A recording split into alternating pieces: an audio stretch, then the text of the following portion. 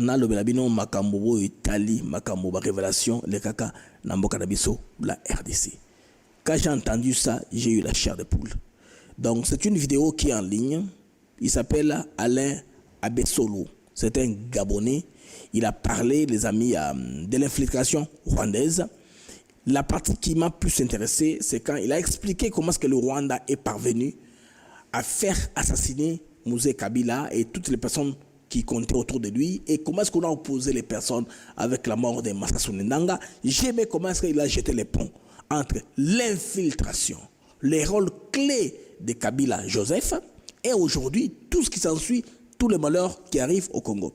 Abessolo a, selon son enquête, il a trouvé que Samba Kaputo qui avait trouvé Kabila en train de parler avec Kagame au téléphone en Kinyarwanda était devenu un élément gênant. Comment est-ce qu'il a conclu? Il a dit, quand Kagame a appris, quand il parlait avec Kabila, il a compris que Kabila a paniqué. Kagame, il dit, qu'est-ce qui se passe? Il dit, quelqu'un vient d'entrer. Bien sûr, il a dit, tout ce qu'il lui a dit. Il a dit, non, c'est pas un problème. Amène-le chez moi.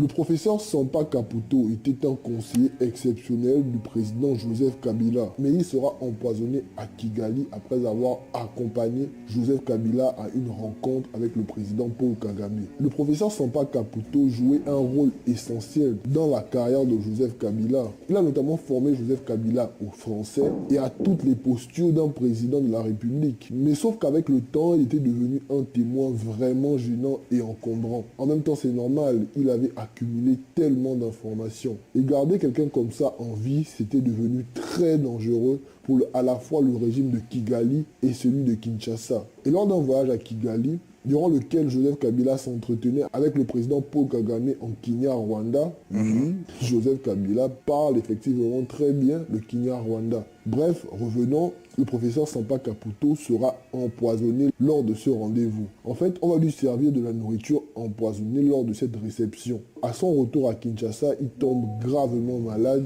et selon le témoignage de sa femme, il lui était interdit de se rendre au bureau ni à la présidence. Le président Joseph Kabila refusa catégoriquement de lui parler au téléphone, ni même de le voir en face. Et lorsqu'il va même demander la permission pour aller se soigner à l'étranger, les autorités congolaises vont s'y opposer. Ce n'est que quand la cause sera déjà perdue que les autorités congolaises vont le laisser sortir et aller se soigner en Afrique du Sud. Mais malheureusement, il décède peu après son arrivée en Afrique du Sud. Le cas du professeur Sampa Kaputo n'est pas isolé. J'ai déjà parlé sur la chaîne de Patrick Karagea, un proche de Paul Kagame qui en savait trop et qui avait commencé à révéler certaines choses, qui a aussi disparu mystérieusement en Afrique du Sud aussi.